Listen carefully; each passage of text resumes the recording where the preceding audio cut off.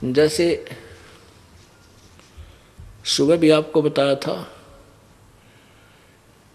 कि बनारस में इन हिंदुओं के नकली गुरु ब्राह्मणों ने, ब्राह्मण दो प्रकार के होते हैं प्यारी आत्माओं। एक तो परंपरागत केवल नाम का ब्राह्मण होता है और एक कर्म का ब्राह्मण होता है। अब जैसे किसी का कोई दादा परदादा छठी सातवीं पीढ़ी में कोई वैद्य होया करता, वैद्य, और वो इतना अच्छा वैद्य था, नब्ज पकड़ के बीमारी जान लेता था, रोग को जान लेता था, दवाई दे देता था, वो तुरंत स्वस्थ हो जाता था। एक दो पीढ़ी तक भी उस कार्य को उनके वंशज करते रहे तो वो उस वैद्य नाम से प्रसिद्ध हो गए। तो वो तो वास्तविक वैद्य थे। फिर उनके वंशजों को, पीढ़ियों को, जो सैकड़ों घर हो गए, वो ना तो पेट के दर्द की गोली जानते, दवाई जानते, और उनको भी वैद्य बोलने लगे सभी। यो रामकिशन वैद्य, कृपाराम वैद्य, ऐसे। तो वो वैद्य नाम नाम के वैद्य हैं वो, क्योंकि परंपरागत उनका एक सरनेम बन गया, उनका एक समूह का नाम बन गया, वैद्य कहने लगे उनको, लेकिन वो वैद्य नहीं है। ऐसे ही एक तो ब्राह्मण है जो कर्म करते हैं, यानी दीक्षा दिया करते थे, श्राद्ध श्रुद्ध पर जाकर अपना उलटोटर करते थे। एक ब्राह्मण है जो अपना मजदूरी करते हैं, कोई नौकरी करता है, कोई खेती करता है, कोई दुकान कर रखा है, वह ब्राह्मण जरूर को, वहाँ पर वह ब्राह्मण नहीं है। वो उन ब्राह्मणों की कैटेगरी में नहीं आते जिनके बारे में अब ये कथा सुनाई जा रही है। एक तो ब्राह्मण होता है कमाऊ, यानी अपना काम करके खावे। एक हुआ खाऊ, तो ये खाऊ ब्राह्मण थे जो लोगों ने गुमराह करके और मूर्ख बनाया करते थे। वो क्या कहते थे कि मगहर में जो मर गया वो गधा बनेगा, नरक में जाएगा, इसलिए मगर में कोई मत मरियो, और जो काशी में मरेगा वो सीधा स्वर्ग में जाएगा। तो वो भोले हिंदू लोग उन नकली गुरुओं की बातों में इतने आगे, इतनी उनकी बातों को ऑथेंटिक मान्या करते, उन स्वार्थियों को की बातों को, कि ये वेदों के ज्ञाता हैं और ये जो भी कार्य क्रियाक्रम बताते हैं वेदों को पढ़कर ही बता रहे हैं। उन्होंने क्या बता रखा था कि जो काशी में मरेगा वो सीधा स्वर्ग जाएगा। परमात्मा कहते थे भाई अच्छे काम करने वाला, शुभ कर्म करने वाला व्यक्ति, भगवान से डर कर रहने वाला, कहीं भी मृत्यु हो वो सीधा अपने इष्ट लोक धाम को जाता है, और पापी आदमी कितना मर्जी हो सीधा नरक में ठोका जाएगा। ये इनकी बातों को सत्य मत मानो, पर नहीं मानते थे कबीर जी की बात को। अब उन नकली गुरुओं ने कैसा जुल्म करवा दिया। पहले तो ये धारणा फैला दी कि वे जो काशी में मरेगा वो सीधा स्वर्ग जाओगा। अब पुण्यात्माओं, अभी तक हमने स्वर्ग का ही पता था कि स्वर्ग में चले जाओ बेड़ा पार हो जाएगा। अब स्वर्ग तो वैसे सबसे घटिया स्थान है। अब ज्ञान हुआ कि अपनी पूंजी को वहाँ स्वर्ग में मस्ती मार के खत्म कर देंगे पुण्यों को, फिर पाप के आधार पर नरक में जाएंगे। वो हमारे साथ सबसे बड़ा धोखा है। अब ज्ञान हुआ, लेकिन पहले हम स्वर्ग को ही उत्तम मानते थे। तो स्वर्ग प्राप्ति के लिए प्रत्येक आदमी ललायित था, प्रत्येक की इच्छा थी। तो बूढ़े बुजुर्ग अपने बच्चों से कहने लगे, बेटा अब हम बूढ़े हो गए हैं, हमारे लिए कोई व्यवस्था बनारस में कर दो, काशी में, ना जाने कब मृत्यु हो जाए, हम स्वर्ग चले जाएंगे। तो उन्होंने क्या किया कि बनारस में जाकर इन ब्राह्मणों से संपर्क किया कि गुरुजी, क्योंकि उनके गुरुजी वहाँ, जैसे क्षेत्र में कोई ब्राह्मण है वो उनका गुरुजी, फिर उस ब्राह्मण, वो ब्राह्मण एजेंट है उन बनारस के ब्राह्मणों का। उसने अपने गुरुजी से कहा कि हमारे पिताजी कह रहे हैं कि हमें, माताजी कह रहे हैं, माता पिता, कि हमें बनारस में छोड़ दो कुछ दिन, हमारी मृत्यु वहीं हो जाए तो हम पार स्वर्ग चले जाएंगे। तो वो जो उनका गुरुजी था वो पहुंचा वहाँ बनारस में कि ऐसे ऐसे हमारे यजमान हैं, वो यहाँ कुछ दिन रहना चाहते हैं, और क्योंकि वो यहाँ मरेंगे तो स्वर्ग चले जाएंगे। तो उन नकली गुरुओं ने कहा कि हम उनको यहाँ रख लेंगे, वो पैसे हमें दे देंगे, यहाँ जो किराए पे मकान लेंगे उनका खाने खर्चे का हमें दे देंगे। तो और बढ़िया हो गया, तो उन ऐसे वो चारों तरफ से बूढ़े बूढ़े आदमी कति वृद्ध होले और उन बनारस के उन ब्राह्मणों के पास छोड़ने लगे। उनका जो भी महीने का खर्चा उन्हें कहा वो देने लगे। उनका खर्चा मान ले 10 रुपये होना था, वो 50 मांगा करते। अब अपने माता पिता के लिए, क्योंकि वहाँ धनी व्यक्ति ही जा सकता है, ऐसा वहाँ कर सकता है, तो उन धनी व्यक्तियों ने अपने पिताजी के लिए ये कार्य भी शुरू कर दिया। उसका हो सकता है ये 1 साल जीवें, 2 साल जीवेंगे, वहाँ इनकी व्यवस्था करवाने लगे। अब उन स्वार्थियों के मुश्किल होगी, उनका फांसी गल गई गल में। अब एक ब्राह्मण के घर में 10-10 बूढ़े 10-10 बूढ़िया इकट्ठी होगी। अब बूढ़ा देख के मुश्किल हो जाए, संगवाना जाए, आड़ी बीमारी हो जाता घर में, और वो 10-10 आफत मोल ले ली उन नकलियों ने स्वार्थ में, पैसे के लालच में। तो वहाँ 150-200 ब्राह्मण थे। उनने सोची वह तो बात बिगड़ गई, इबिन बूढ़िया ने क्यों कर संगवावा। उनने मीटिंग करी नकमी आत्माओं ने, जालिमों ने। उन्होंने क्या किया कि गंगा के किनारे एक मानस काटने का हत्था बना दिया। एक हत्था बना दिया, यानी एक ऐसी स्थान बना दिया कि उसमें गुफा बनाई कती किनारे पे,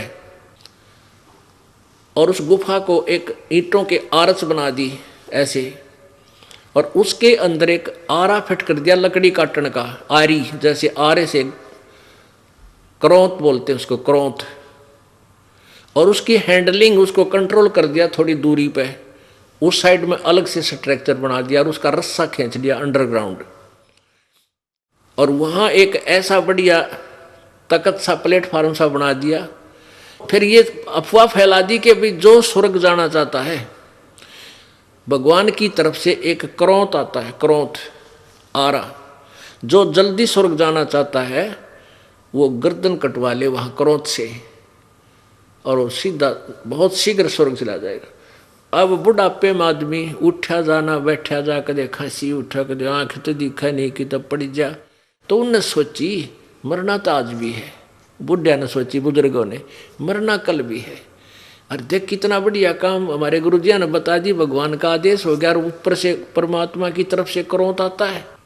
और उसकी फीस रख दी एक्स्ट्रा कि अभी जो 100 रुपये देगा भगवान का, फिर उसके बाद हम वो भगवान को प्रसन्न करने के लिए बहुत क्रियाएं करनी पड़ती है, तब वो करौंत आएगा। ऐसा कोई फीस रख दी उसकी। अब उन बुजुर्गों ने सोची मरना तो हमने है ही, यहाँ हम भी दुखी हो रहे हैं, और ये ब्राह्मण लोग, ये गुरुजी से कच्चा पक्का भोजन देते हैं यहाँ पर, वो दुखी होंगे। तो उन्होंने सारी स्कीम बनाकर अपने बच्चे बुला लिए, जो हिम्मत सी करता था उनमें से मरण की, और कहने लगे बेटा हमने मृत्यु तो होना ही है। गुरुजी कह रहे हैं ऊपर एक आरा आता है क्रोध भगवान की तरफ से, वो उसी पर चलता है जिसकी वहाँ चाह होती है, और मरना तो हमने है बेटा, इसकी इतनी फीस लगे, 1 साल में आपकी इतनी खर्चा हो जाएगा, और इतनी फीस ये मांगते, इनको दे दो। अब अपने माता पिता के लिए सभी ये चाहते हैं भाई इनकी इच्छा पूरी हो, और वो भी स्वीकार कर ली। अब वो क्या करें, उस आदमी ने वहाँ लेटा दें उस प्लेटफार्म पे, और वहाँ खड़े होकर आवाज़ लगावें, हे परमात्मा इस प्यारी आत्मा को स्वीकार करियो। उधर वो कंट्रोलर समझ जाते एक आदेश हो गया, वो घुमा देते, उसने रस्से ने ढीला कर देते, क्रोध सीधा आ जाता नीचे उसका एक रस्सा और बांध रखा था दूर, और फिर उसको एक उधर खींच लेता, वो उधर 2-3 पता था 2-3 बार आंधे गर्दन कट लेगी, और उसको वहीं गंगा में बहा देते थे।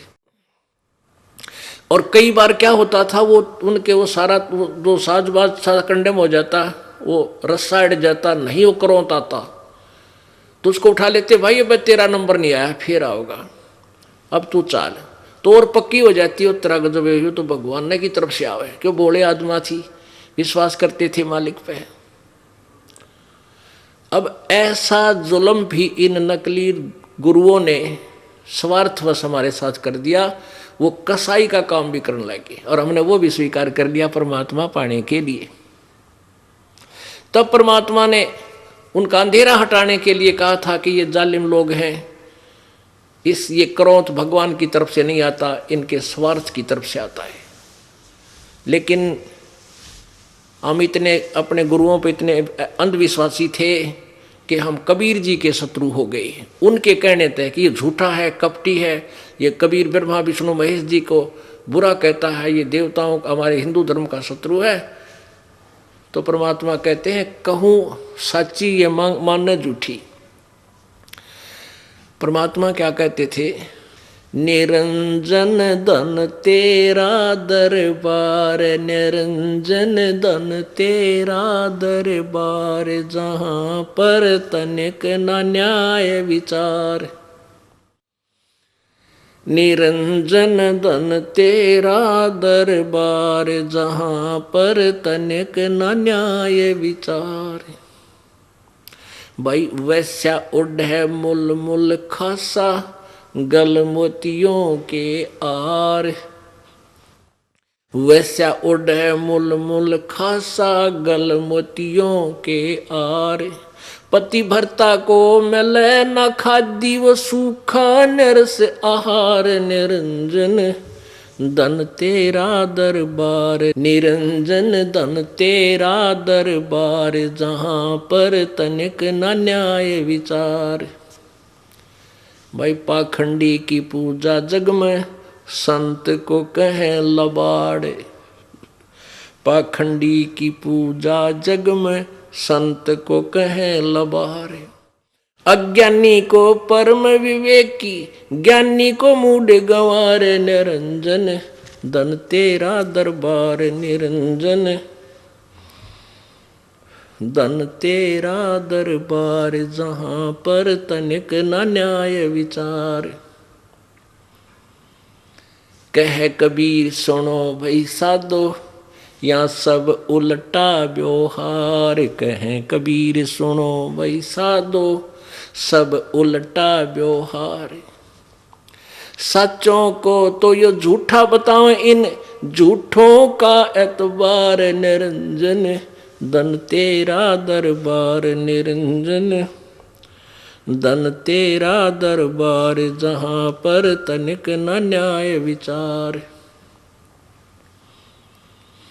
कह कबीर सुनो भई साधो, सब उल्टा व्यवहार। कह कबीर सुनो भई साधो, सब उल्टा व्यवहार।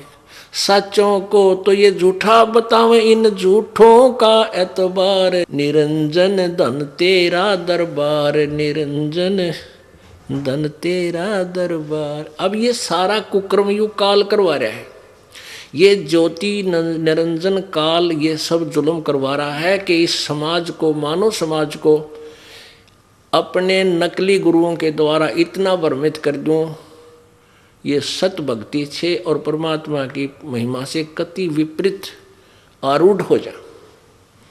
ये तो परमात्मा स्वयं आते हैं समय समय पर अपनी समर्थता का प्रमाण देकर भक्तों को, मानव समाज को फिर से भगवान से जोड़ते हैं। इस पिछली पीढ़ी के लिए ये चाहते हैं कि पिछली पीढ़ी तक मनुष्य में परमात्मा की आस्था बनी रहे। नहीं तो ये काल चाहता है ये नास्तिक हो जाएं, ऐसी साधना करवा दें इनसे नकली लोग संत कि इनसे कोई भगवान से कोई लाभ ना हो, और ये सब कहने लग जाएं कि परमात्मा कहीं नहीं है, झूठ बोलते हैं। जैसे पूरा चीन नास्तिक हो गया, रूस नास्तिक हो गया। क्यों हो गया? क्योंकि उन्होंने महात्मा बुद्ध की शरण दी। महात्मा बुद्ध के पास भक्ति नहीं थी, केवल पूर्व जन्म की कमाई थी, जिसके कारण कुछ एक चमत्कार हुए, जिससे उनके वचन में शक्ति थी, काल का भेजा हुआ था। और आज वो नास्तिक हो गए क्योंकि उसके द्वारा बताई गई साधना से ईश्वरीय लाभ ना मिला किसी को। और काल यही चाहता है कि लोग नास्तिक हो जाएं, मांस खाने लग जाएं, शराब पीने लग जाएं और भगवान से दूर हो जाएं, पापी हो जाएं। अब देखो मुसलमान समाज में मांस ने किस तरह खाए हैं। ईसाई समाज में देख लो, मांस की आंट नहीं, शराब की आंट नहीं, तो सिगरेट की कोई उनके लिए मर्यादा नहीं।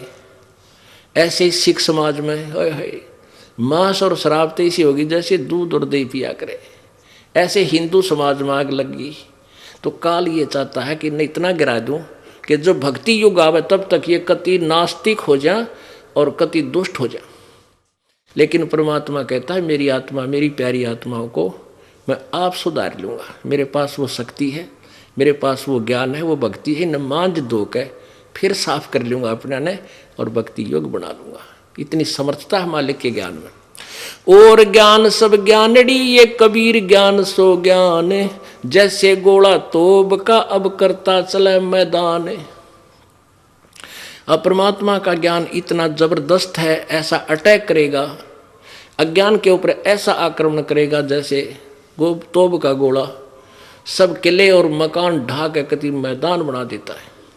तो पुण्यात्माओं, परमात्मा ने कहा भी मैं मगर मैं शरीर छोड़ूंगा और तुम देख लियो मैं कहाँ जाऊंगा। तो परमात्मा ने वहाँ मगर में जाके, जहाँ मरने से ये ब्राह्मण लोग कहते थे वहाँ गधा बनता है, नरक में जाता है, तो परमात्मा ने कहा भी मैं सच्ची भक्ति करता हूँ, पूर्ण परमात्मा की करता हूँ और तुम्हारे इन भगवानों की नहीं करता हूँ। और आप देखना मैं मगर मरूंगा और वहाँ देखना कहाँ जाता हूँ। तो उस समय कबीर परमेश्वर जी के वीरदेव सिंह बघेल काशी का राजा और बिजली खां पठान मगर का नवाब दोनों शेष हो चुके थे। तो परमात्मा ने मगर में जाकर मरने की यानी शरीर छोड़ने का ऐलान कर दिया। बनारस से भी बहुत लोग देखने के लिए गए, राजा भी गया, सेना ले गया कि वहाँ कबीर जी मृत्यु होगी, शरीर छोड़ेंगे, हम अपने गुरुदेव का शरीर यहाँ लाएंगे बनारस में और हिंदू रीति से उनका संस्कार करेंगे। और यदि वो मुसलमान नहीं देंगे हमारे को बिजली खान पठान तो युद्ध करके लाएंगे। सेना भी साथ ले गए। ऐसे ही बिजली खां पठान और वहाँ के मुसलमानों ने ठान ली कि जब गुरुदेव शरीर छोड़ेंगे तो हम हिंदुओं को इनका शरीर नहीं देंगे, हम अपने मुसलमान रीति से इनका अंतिम संस्कार करेंगे। इस कारण से दोनों सेना आमने सामने खड़ी होगी। परमात्मा ने पूछा भी ये क्यों सेना किस लिए लाए हो? तब कुछ मुसलमान और कुछ हिंदू आगे आए, कहने लगे गुरुदेव आपके शरीर को हम मुसलमान रीति से अंतिम संस्कार करेंगे। हिंदू कहने लगे नहीं, हम हिंदू रीति से करेंगे, मुसलमानों को हाथ नहीं लगने देंगे। परमात्मा बोले रे निकम्म्यो, 120 साल 115 साल मैंने ज्ञान दिया, आज तक तुम अब भी मुसलमान हो और हिंदू को दो समझते हो? अब बुद्धि भ्रष्ट हो, तुमने कहाँ ज्ञान ग्रहण किया मेरा? हिंदू और मुसलमान दो नहीं भाई, तुम तो नालायक आदमी हो। खबरदार जो आपस में झगड़ा किया मेरे शरीर के कारण, क्यों मेरे को दोष मत लगाना, आपस में कत्लेआम करके, खबरदार ऐसा गलती की तुमने। तब तो वो चुप हो गए और मन में न्यों थी कि एक बार गुरुजी शरीर छोड़ दें फिर हम आप देख लेंगे। तो परमात्मा ने क्या किया कि वहाँ एक चादर नीचे बिछवाई, एक ऊपर ओढ़ ली और कहा भी लड़ाई मत करियो, मेरा शरीर तो नहीं मिलेगा तुम्हारे को। लेकिन उनका नहीं जच्चा थी यह बात। लेकिन जो भी मेरी शरीर मिले चादरों के बीच में आधा आधा बांट लियो, एक एक चादर ले लियो, अपने अपने हिसाब से तुम अपना काम कर लियो, पर लड़ियो मत। जब थोड़ी सी देर के बाद परमात्मा ने देखा, ऊपर से आकाशवाणी की कि देख लो वह पंडितों, मैं स्वर्ग जा रहा हूं और मगर मरा हूं। मरा तो नहीं थे परमात्मा, तो अजर अमर है, सह शरीर जा रही थी। तो अब सबने ऊपर देखा परमात्मा जा रहे हैं आकाश में, तो सब ने एक दूसरे ने दांता तल उंगली दबाई को हुई तो भगवान थे भाई, सचमुच ये तो स्वर्ग गए। और उन्होंने सोचा वैसे सही बात है, कबीर जी की भक्ति सही थी, देखो स्वर्ग चले गए। अपने आत्माओं कहाँ तो वहाँ कत्लेआम होना था, हिंदू और मुसलमान का इतना जबरदस्त युद्ध होना था जैसे महाभारत हुआ था। लेकिन परमात्मा ने अपनी शक्ति से उसको टाल दिया। उस समय वो दोनों हिंदू और मुसलमान एक दूसरे से सीने से लग कर रो रहे हैं और अपने दुर्बुद्धि को कोस रहे हैं कि हम दुष्ट थे, हमने भगवान को पहचाना नहीं, हमने उनकी अंतिम समय में भी आत्मा दुखा दी, हम लड़ने को तैयार हो गए, हम पापी थे। उन्होंने आपस में सलाह करके एक चादर हिंदुओं ने ले ली, एक मुसलमानों ने। आधे फूल जो सुगंधित फूल मिले थे परमात्मा के शरीर के समान सुगंधित फूल मिले थे, शरीर नहीं था वो तो चले गए शरीर। आधे फूल हिंदुओं ने ले लिए, आधे मुसलमानों ने। वहीं साथ साथ दोनों ने, उन्होंने हिंदू रीति से संस्कार कर दिया, वहाँ एक कब्र बना रखी है मुसलमानों ने, और हिंदुओं ने वहाँ एक नीचे ऐसी यादगार बना दी है, नीचे गड्ढा खोद कर वहाँ दाब रखे फूल। और दोनों साथ साथ यादगार बड़ी हैं। ये दास सैकड़ों भक्तों के साथ वहाँ देख कर आए हैं और पूरा वो मगर नगर आज भी गवाही देता है कि ऐसा ही हुआ था। तो इसके बारे में मुल्कदास जी कहते हैं, काशी तज गुरु मगहर आए दोनों दीन के पीरी, जयपोरे बने परमेश्वर नाम कबीर। काशी तज गुरु मगहर आए दोनों दीन के पीर, काशी तज गुरु मगहर आए दोनों दीन के पीर। कोई गाड्डे कोई अग्न जरावे, ढूंढा ना पाया शरीर, जपोरे मन परमेश्वर नाम कबीर। चार दाग से सतगुरु न्यारे वो अजरो अमर शरीर। अब क्या बताते हैं कि परमात्मा कबीर जी चार दाग में नहीं आते। जैसे चार प्रकार से अंतिम संस्कार करते हैं मृत शरीर का। हिंदू कुछ तो अग्नि में जलाते हैं, सभा अंतिम संस्कार अग्नि में जला देते हैं, और कुछ कब्र बना देते हैं, जमीन में गाड़ देते हैं, दूसरा दाग। और तीसरा दाग जल प्रवाह कर देते हैं, दरिया में बहा देते हैं, पशु पक्षी खाकर, जीव जंतु खाकर इसकी लाश को, इसके मांस को आशीष देंगे, इसको पुण्य लगेगा। और कुछ एक ऐसे हैं कि कबीले ऐसे हैं जो ऊपर एक बड़ा सा मचान बना देते हैं, वो ऊपर ऊंचा काफी, उसके ऊपर डाल देते हैं ऐसे खुला, उससे पशु पक्षी आकर के उसको खा जाते हैं या जंगल में फेंक देते हैं। ये चार प्रकार से अंतिम संस्कार यानी दाग देते हैं। चार दाग से सतगुरु न्यारा वो अजरो अमर शरीर। परमात्मा कबीर जी का शरीर कोई से दाग में भी नहीं आया, अजर अमर थे मालिक का शरीर। दास मलूक सलूक कहते हैं, खोजो खसम कबीर, जपोरे मन परमेश्वर नाम कबीर। अब कहते हैं खोजो उस खसम कबीर को, खामिद मालिक, वो सबका मालिक सबका स्वामी, उस खसम को, उस सब के स्वामी को, उस अपने निज मालिक को, उस कबीर को ढूंढो, उस परमात्मा की भक्ति करो। बोलो सतगुरुदेव।